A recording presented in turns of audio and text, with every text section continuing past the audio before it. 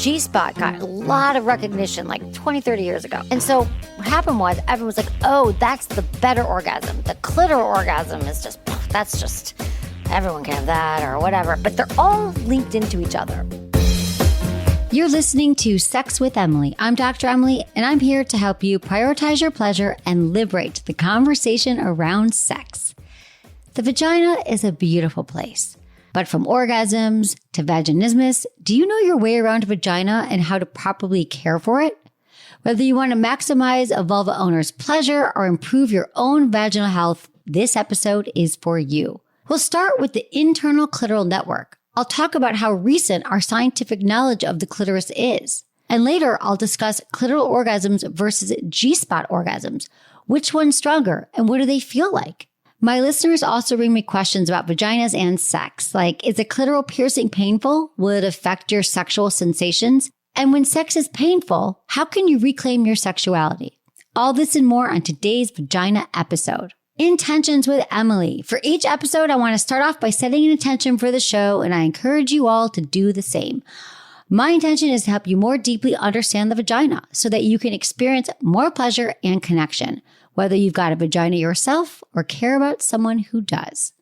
Please rate and review Sex with Emily wherever you listen to this show. My new articles, Cuffing Season is officially over. Here's your sexy survival kit, and 6 ways to improve sleep for better sex are up at sexwithemily.com. Check out my YouTube channel, social media, and TikTok. It's all at Sex with Emily for more sex tips and advice. And if you want to ask me questions, leave me your questions or message me at sexwithemily.com/askemily or call my hotline, 559-TALK-SEX or 559-825-5739. Just include your name, your age, where you live, and how you listen to the show. And you can totally change your name or choose to remain anonymous. Before we get into the show, I got to tell you all about something very exciting, and that is my new book. It is called Smart Sex: How to Boost Your Sex IQ and Own Your Pleasure. It's coming out June 13th, and I am so very excited about it. It's about a new way of thinking about sex called Sex IQ. There are 5 pillars to becoming sexually intelligent and sexually aware. It's stuff that I've never talked about on the show before. Listen, I've got a favor to ask. If you know that you're going to buy the book, then I would be so grateful if you would pre-order the book right now at sexwithemily.com. Because when you pre-order a book, here's what I'm learning, guys. I have never done this before, but what I'm learning is that it really helps get it into more hands possible. The more people hear about it early on, the better. It helps with it becoming a bestseller, which we totally want because we're trying to get people to prioritize pleasure around the world. And so if you know you're going to buy it, all I'm asking is pre-order it now. I appreciate it. You just got to go to the drop-down menu, select new book at sexwithemily.com. It's easy from there. It's also in the show notes. And I highly encourage you to just request it at your libraries. If you don't want to buy the book, that's cool. You can also pre-order from indie bookstores. You're all awesome. I appreciate you so much for supporting this. And I'm also going to be on the road, taking the book on the road. So hope you can come to one of my book signings in June. And I just appreciate all of you. And I hope you enjoy this episode.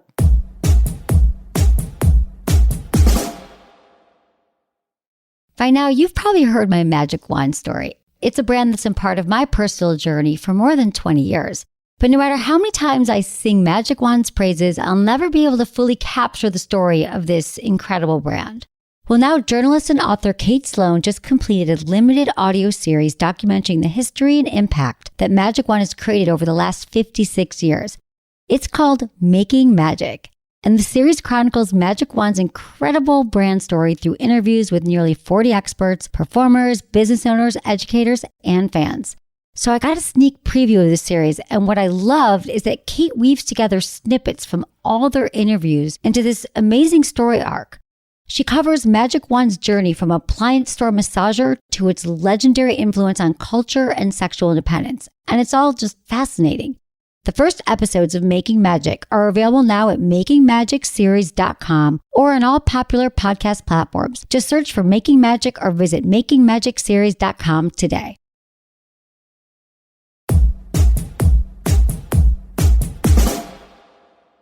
Did you know that the clitoris was not even in medical journals until 1998, over 20 years ago? Not discussed. Not at all. They didn't study. There wasn't even an MRI on the clitoris until 2005. There's a lot on the penis, but not on the clitoris. We didn't even know that the clitoris was extending beneath the pubic bone. We didn't know that it was internal at all until 2005. I started this in 2005. No wonder why we don't know. We don't know. It's okay, we don't know. You guys, it is not your fault that you don't know this and that you are suffering sexually and that you believe that penetration is how you're supposed to have orgasms. They don't even match up. If you are into penetrative sex, that's great. But that is not how women are going to have pleasure and have orgasms. It's just not. And that if this was just not until 15 years ago that we knew this, that's why we're walking around not having great sex, because all we're shown is that it's all about penetration. We all want this magical thing where we get off during penetration, where women, through the penis and the vagina, but we're all going to fall short of this goal because the organs are not designed in the magical way that we're told. So we assume if we don't have an orgasm during penetration, we're broken. That's why I'm here. I thought I was broken. I thought that the thrusting that the penis was doing inside of me, thrusting, should have produced an orgasm. And I thought, well, what the fuck is wrong with me? Because that's what's supposed to happen. That's not what happens. We didn't study it. We didn't know. Gosh, there's so much to learn. Thrusting does not cause orgasm. Thrusting can cause pain. Thrusting can cause frustration. It doesn't cause orgasm. So I want to remind you that sexual pleasure is in your hands. Like, really, you got to literally and figuratively, you got to figure that out yourself. Go exploring. No one told you this because people didn't know when you were little. They didn't know. So you have a vulva. Figure this out. Spend some time masturbating, playing with yourself. I mean, it is not your fault that you don't know about pleasure. And I'm sure you didn't grow up in a home where they were excited about your pleasure because your parents they weren't having satisfying sex either. So what the hell are they going to tell you? They're going to tell you not to get pregnant. And they're going to tell you not to get an STD, but they're not going to tell you about the magic of your clitoris. Kenzie, 27 in Alabama. Hi, Kenzie. Thanks for calling. Hi. Thank you. Yes. What's up, girl? So this is a little weird, but like I have this thing with piercings. So I got my nipples done, and I was wanting to get like, downstairs, but I don't know how that's like pain-wise and if guys like that, like. Kenzie, it's such a good question. I know women who pierce their clitoris. Were you thinking your clitoris? Yes. And I think there's risk for sure. Yeah, I think that's a little. But I don't really care if guys like it. Like, if you want to do it. So I don't know what to tell you. I could put that out to my listeners. If you're a guy, I know guys like tongue rings. Yeah. I want to help you out, Kenzie, because I think that what everyone likes is different. So, but what I think is if you like it, opinion. Listen, Kenzie, if you like it though, and it feels good to you, then the guy who's not into it is not your guy. True. You got a good point. Thank you. Yeah. And remember that with everything, okay? Kenzie, as you move about life, oh, he wants me to do this thing, or he wants me to wear this certain thing, and no. If he doesn't like you, he's criticizing you, he's making you feel worse than you felt before you met him, he's not your guy. True. Thank you so much. You're so welcome. Let me know how it goes, Kenzie. Thanks for calling. Yeah, it's an important lesson to remember. Because sometimes we can walk around with things that someone told us, they criticize us, they judge us. You could lose a few pounds. Your vulva's weird. I don't know. We just think they're true. And we allow that to hold us back from being like fully present during sex and in our lives, actually. So if they're making you feel bad, they don't like your clitoris piercing or your nipple piercing, whatever you do, not your person. It saves us a lot of time, actually. Not every guy, woman that you go out with has to be your person. And how wonderful when there's things like that where you can just weed them out. Oh, you made me feel bad. This isn't my person. I'm out. But we so often abandon ourselves. I remember in therapy years ago, I had this therapist and she was like, and I was Amber's age. I think I was 27. I was like, well, these people said this and that. And it was something about someone had criticized. I think I was talking about a boyfriend. I was like, and he said, I do all this stuff and he's probably right. And she's like, why do you abandon yourself? Why do you join their team? Tammy, 39 in Canada.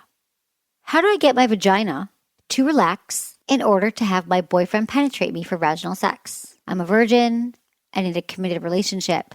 My boyfriend is amazing and listens to me while we're in bed. We have a good bedroom relationship. I'm open to trying anything with him. We took a trip out of town, and I honestly thought I would finally get to have vaginal sex. He mostly takes the lead when it comes to initiating sexy time, and I'm okay with it. I like it. I think in part, I may be a submissive. We ended up having anal sex on this trip, and while it did catch me by surprise that he wanted what he wanted in, he stopped to ask if it was okay with what he was about to do. I was more than okay.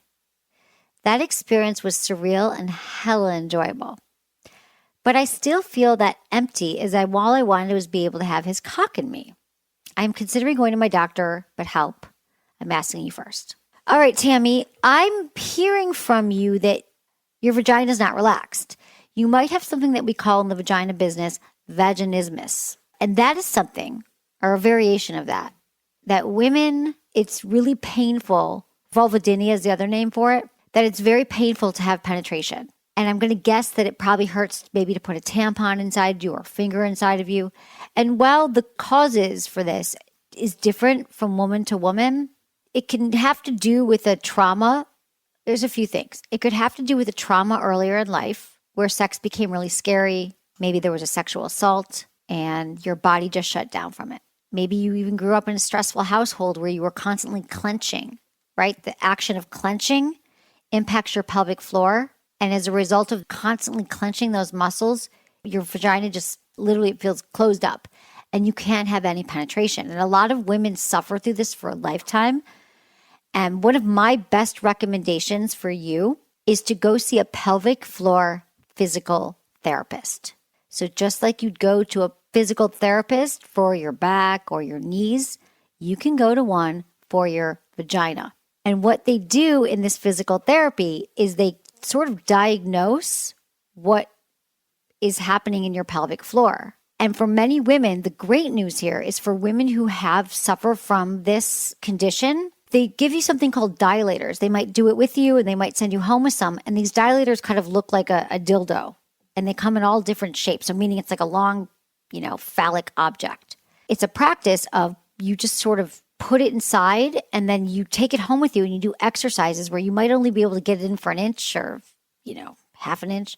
And then over time you can put it in further and further and further. And they teach you how to breathe and they teach you how to open up your vagina. And they teach you certain exercises so you can actually have penetrative sex and a healthier sex life. And so I recommend it. It's not well known as it should be.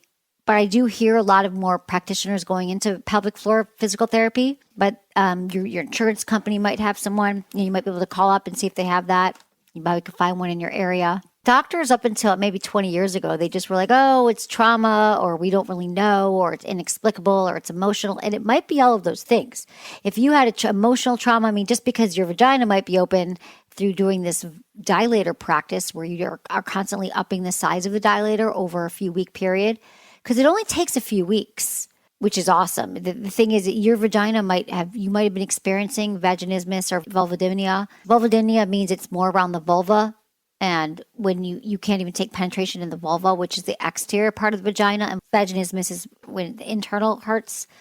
Through a series of exercises, you could learn to open it pretty easily. It's not easy, but pretty quickly, which is great news.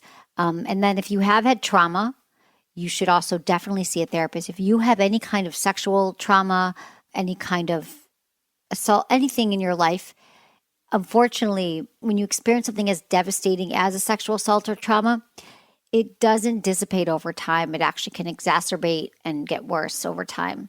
So I recommend that women do it. This is from Jennifer, 37 in Pennsylvania. Hey, Dr. Emily, I've been a longtime listener of your show and I need your advice. Background in a nutshell. Diagnosed with endometriosis at 25 years old, was able to finally get a grip on it by 35 with strict eating habits, exercise, a sex therapist, and a wonderful pelvic floor specialist. However, my mental identity of how I viewed myself sexually because of endo was very traumatized and placed a big strain on my sexual relationship with my husband. It just made it hard to get in the mood. 36, I was then diagnosed with stage 3 breast cancer, had a lumpectomy, chemo, and radiation. Oddly enough, this near-death experience hit a mental restart button, and I'm looking to rebuild my sexual identity for me and my husband. My biggest challenge now is to try to explain and communicate to my husband that sex starts in the mind and his role in sexual framing. How do I get him to understand what it is? Most of all, how to do it and how he can participate in sexual framing techniques that will go much further than "we should do it tonight," which always makes it feel like a chore and not like a fun, fiery desire. Also, if you can recommend any lubes that are user-friendly to post-chemo patients, as chemo has made it unusually dry down there. Your forever listener, Jennifer. Jennifer, thank you so much for your email. You've been through so much. You've been in quite a sexual journey, and I'm so thrilled to hear you've taken the necessary steps to working with your endometriosis. And for those of you who don't know real quick what endometriosis is, it's a condition where tissue that's similar to the lining of your uterus grows in other parts of your body. So when this tissue grows in the wrong places, it can cause you to experience really uncomfortable symptoms that will impact your daily life. And some people also with endo have some issues getting pregnant. Some of this could be hereditary, the cause of endo, it could be hormones. There's a lot of different factors. And we're still learning so much about women's sexual health. So let's remember that it's not easy to kind of heal ourselves in these ways. So again, seeing a pelvic floor physical therapist, a sex therapist, and all the things you're doing were great steps to handle it. And I know it can be really difficult to feel sexual, especially when you've associated sex with pain. So let's start with you and you reclaiming your sexuality. I highly recommend you start with like a solo sex practice where you're really taking the time to reconnect with your body, feeling more embodied, connected. You know, I love a mindful masturbation practice where you are masturbating, but without the goal of orgasm. The goal is really reconnecting to your body, how it is right now. And I highly recommend mindful masturbation to everybody, by the way. Our bodies are always changing throughout our lifetimes. There's different things that we need and want, and sometimes we don't even really know our bodies. So being mindful, taking time to breathe and connect, and understanding your body. And you know that mindful masturbation, use some toys with it. And speaking of endometriosis, I want to say that Jeju, you guys have heard me talk about Jeju. I love them. They make incredible toys. They are doing an endometriosis campaign this month. So they're curating a selection of their toys that are suitable for people living with endometriosis. They want to showcase that those who feel pain during sex can still rediscover their sexuality with external vibrators. This collection is created for vulva owners with the condition who want to explore their self-pleasure in a gentle, non-intimidating way. They made these really friggin' adorable new bullet vibrators. They have the Amore, the Duet, and the Vita. And these 3 bullets come in a range of shapes and different tips that are perfect to tease and explore the body. Amore, which is this heart shape, is this really fluttering tip for sensual tickling and sensations. You can sensually tickle yourself or tickle a partner. Duet has small rounded pleasure points on the bullet. And then the Vita has this really great rounded wand tip that feel great on different parts of your body, like the clitoris and the nipples. They're just really fun to explore. And like all Jeju toys, they've got that deep, rumbly motor that give this reach deep sensation that you know that I'm obsessed with. I always have a Jeju product ready to go with me on my nightstand. And you can get 20% off. Use code SEXWITHEMILY at jeju.com. That's JEJOUE.com. Just use code SEXWITHEMILY, get 20% off. Find the link in our show notes. Okay. God, I'm so glad they have these vibes for you right now when you need them. So now that you've reconnected with yourself, let's bring your partner into the mix. Because your husband, I know there's a lot of people who are like, hey, let's go. You ready for sex? Let's do it. And that is just not sexy. So I love that you're having your husband join along with you. Here's the thing about sexual framing, or really framing anything. It's really about the context or how something is portrayed or presented in a sexual situation. So what you're saying here is the context of him bringing it up isn't working for you, saying, hey, let's do it. We need to kind of reframe and understand what's going to get you both in the mood for sex, okay? Maybe specifically you. What we really need to understand here is your desire. How do you get turned on? It sounds like your husband says, all right, I'm ready to go. He's more spontaneously has a desire. But for many people, specifically vulva owners, we are more responsive. We respond to certain things in our environment and we get turned on. Right? We need a series of events to happen before we get to the point of wanting to have sex. Your husband snaps his fingers. He's ready to go. You are not. So this is understanding that things need to happen. What turns you on the most? Do you know what needs to happen, Jennifer? Is it that, and it could be like, 5 foreplay all day. He sends you sexy texts that get you turned on. It could be compliments. It could be the house is clean when you get home. It could mean you have a deep conversation with him about your day and you feel much more turned on. It could just be like sexual reframing is the context, right? So maybe in your home, like for me, I know that if my home is a mess and it's really cold in the house and I haven't changed my sheets and I haven't showered yet, I'm not going to be in the mood for sex. So those are some of the things that we could think about that will get us toward being more turned on. Because again, we have a partner that's just ready to go at the drop of the hat and we are not, we get up feeling inadequate, like something's wrong with us. So just really explaining to your partner in very real terms, I'm going to be the most turned on when I've had time to clean the house. I feel more connected to you by conversation. I have oral sex from you for 20 minutes. You feel comfortable using these toys on me. The lube is on the nightstand and ready to go. Speaking of lube, you also mentioned lube. I got to tell you about Morgasm lube because it made me think like this is also perfect for you. It's actually made just for you. It's a CBD infused lube, 100% hypoallergenic, oil free, so it's safe.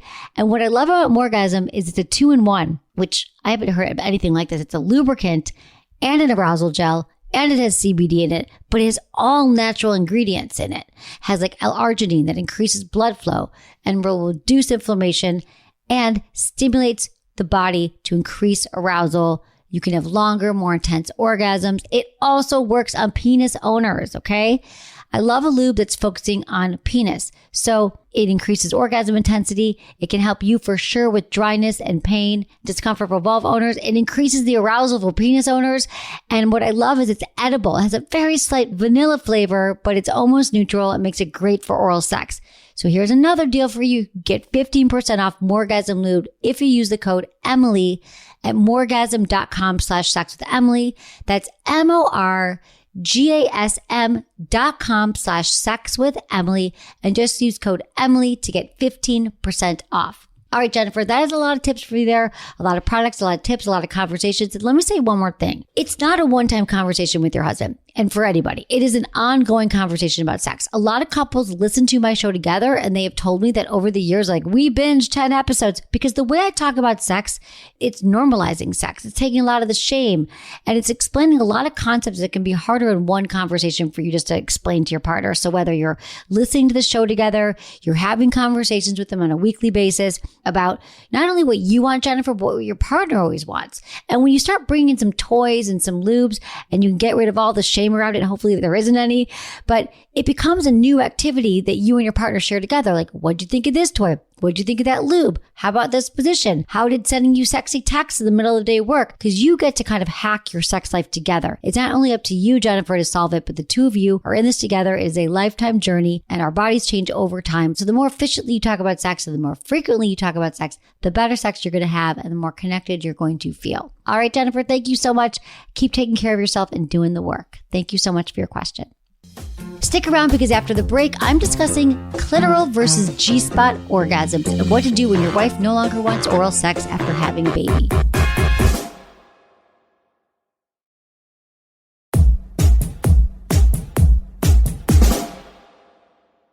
So we got a ton of questions, right? You guys email me. Through Instagram, we got a bunch, but there were so many, I couldn't get to all of them.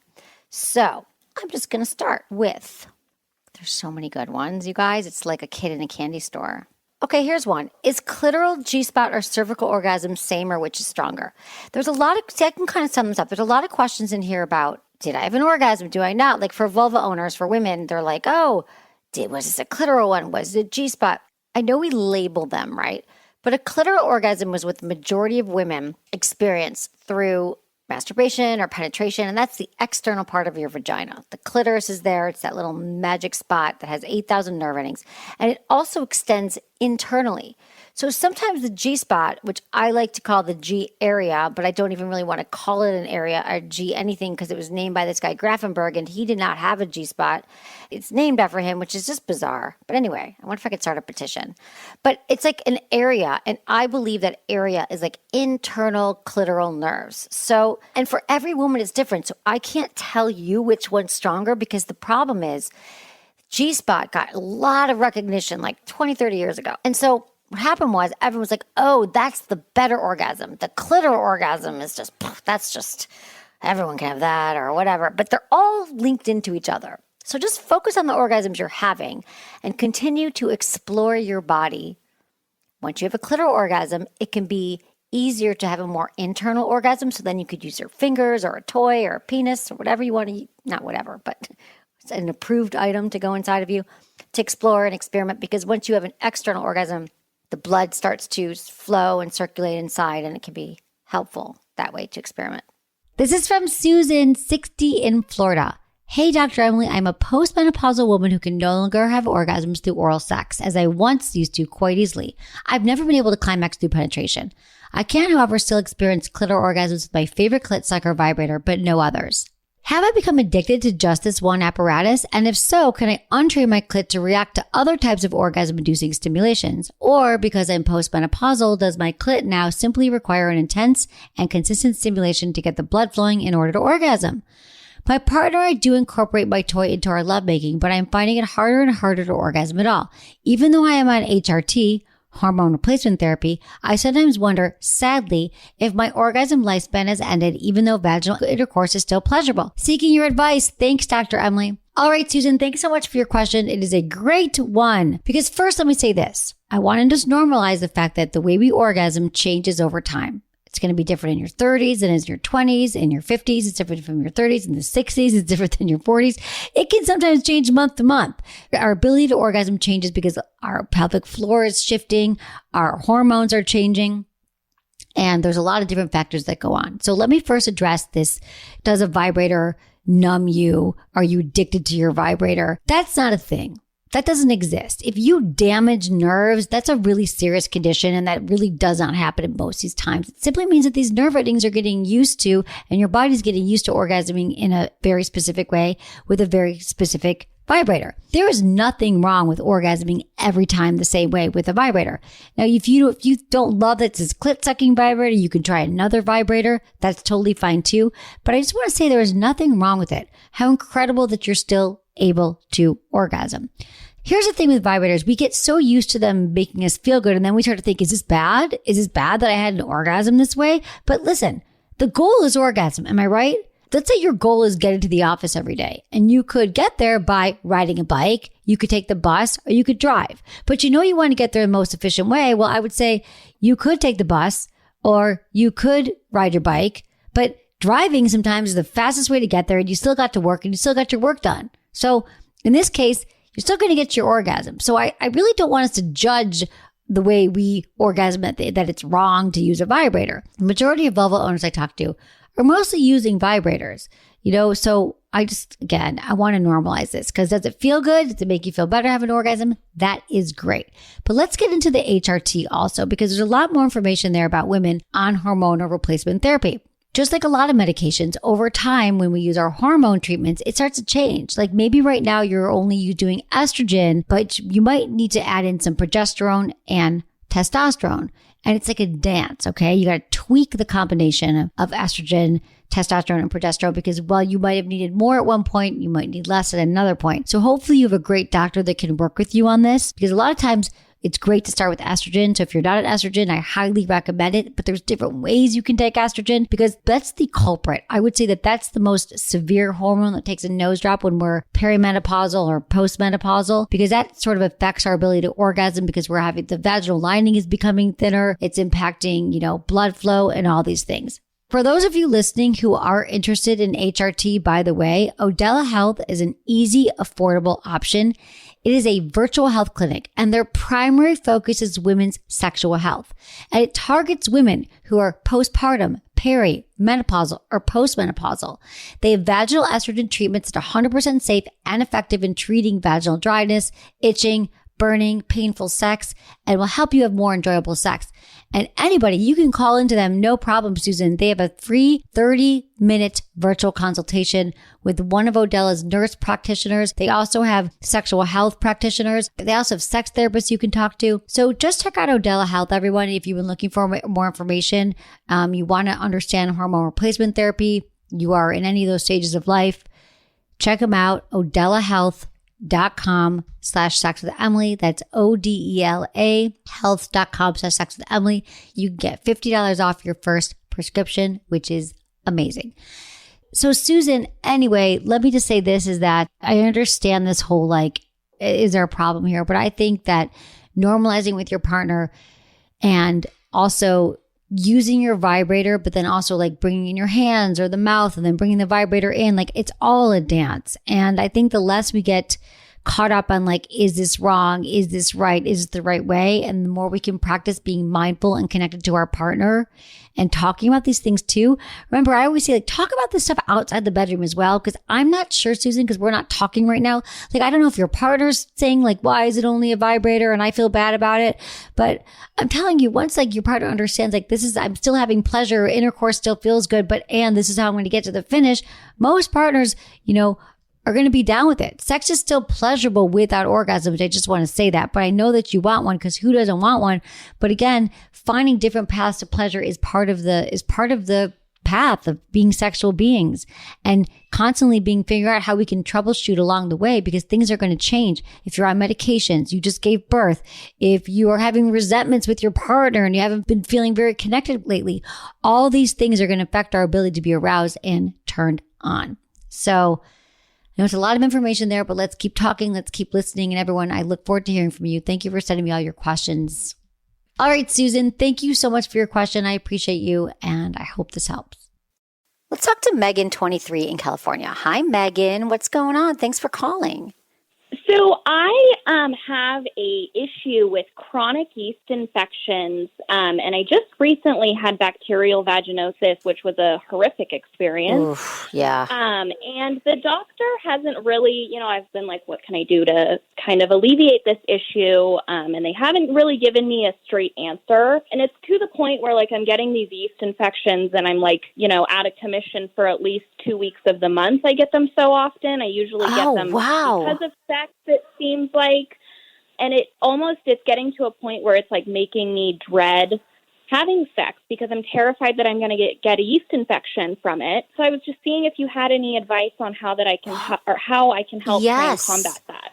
Well, I have a few, yes, and they haven't helped you out with this. This is what's so frustrating about doctors sometimes.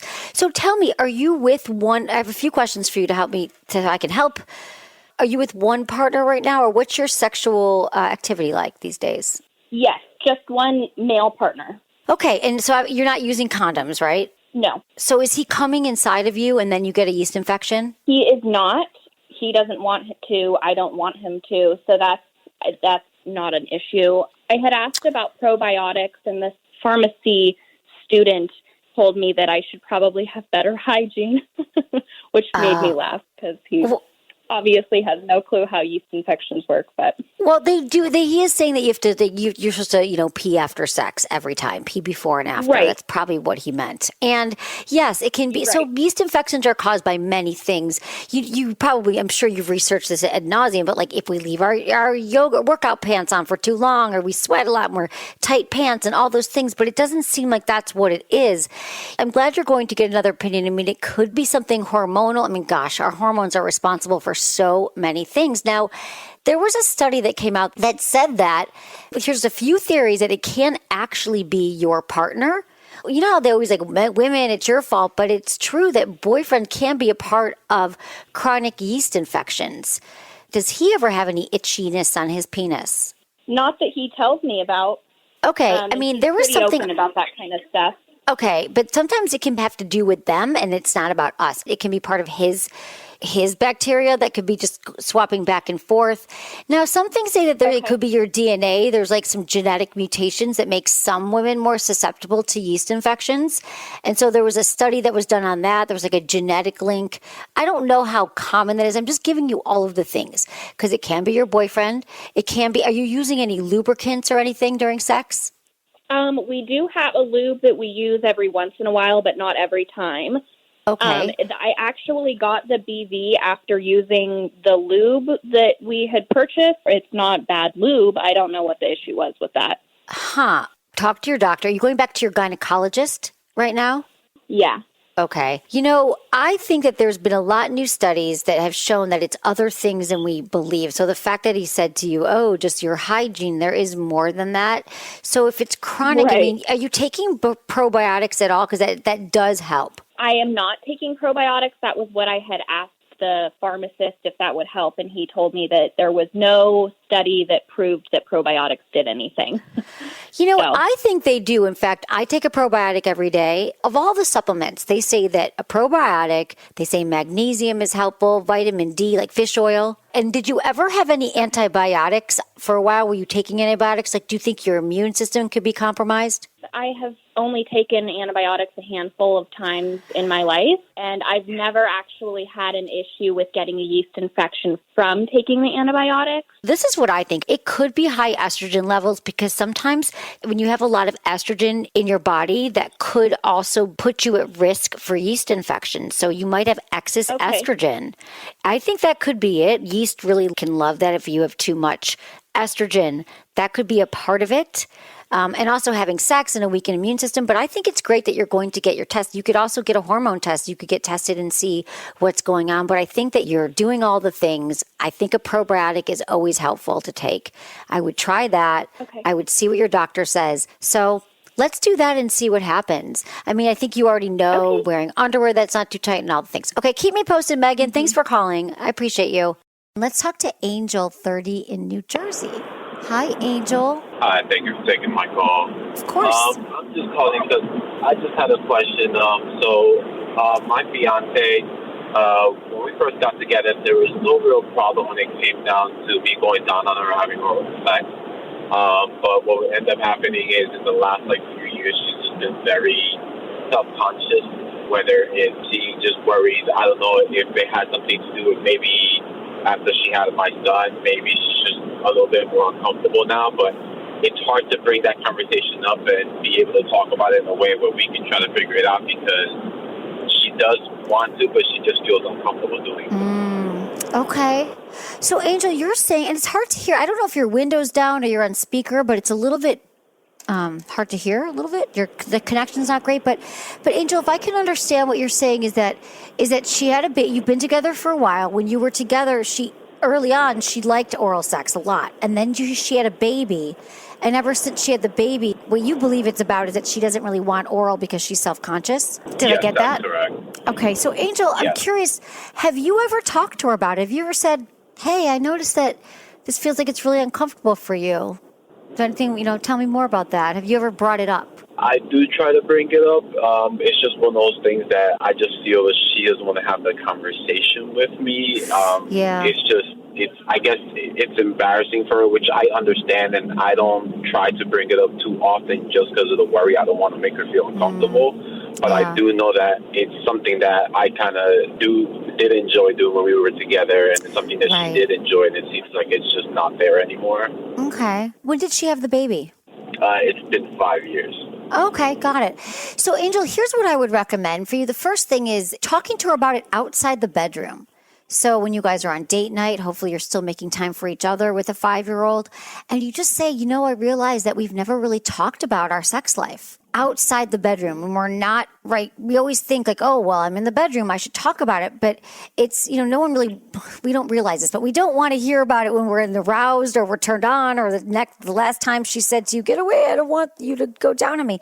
But you say, I want to know things that turn you on. I love going down on you. I love the way you taste. I love, and I miss it. And I'm just wondering if there's anything that I could do that could help you feel better. Ask her what she is into, what she is craving. Because I think now you're making assumptions, unless she told you she has shame around how her body's changed since having a baby, or is that just sort of your guess? It's more my guess. We've never actually had that conversation. She's actually never actually brought it up, but I'm assuming that's what it is. It is one of those things that I do realize that the conversation, the times that I did bring it up, now that you say it, I did talk about it either after the fact.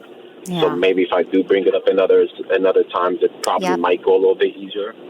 Yeah. Angel, most of us don't know this. That's why I'm telling you. It's like we just think, well, I tried to go down on her again. She said no, so I'm going to be like, baby, I really want to. But when we're outside the bedroom, we're removed from sex altogether. It's not even on our mind. And we're hanging out. We're just in a really good place. She's like, babe, I realized, God, our sex life, we've never talked about it. I want to know what you think about, what could turn you on. And then remember, it doesn't have to be a one-time conversation. It's something you can continue to talk about. And because it could be something else. Maybe she's had some pain, or maybe We don't know. We actually don't know. But I think that the first step would be having a conversation with her where you just listen to what she has to say and then take it from there. All right, perfect. All right. Let me know how it goes, Angel. Thank you. Thanks, Angel.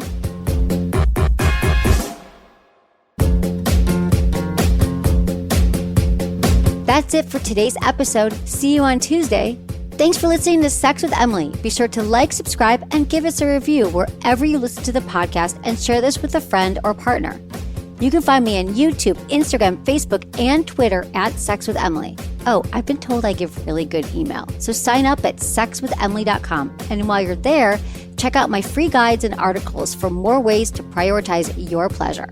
If you'd like to ask me about your sex life, dating, or relationships, call my hotline, 559-TALK-SEX. That's 559-825-5739. Or go to sexwithemily.com/askemily. Special thanks to Acast for powering the Sex with Emily podcast. Was it good for you? Email me, feedback@sexwithemily.com.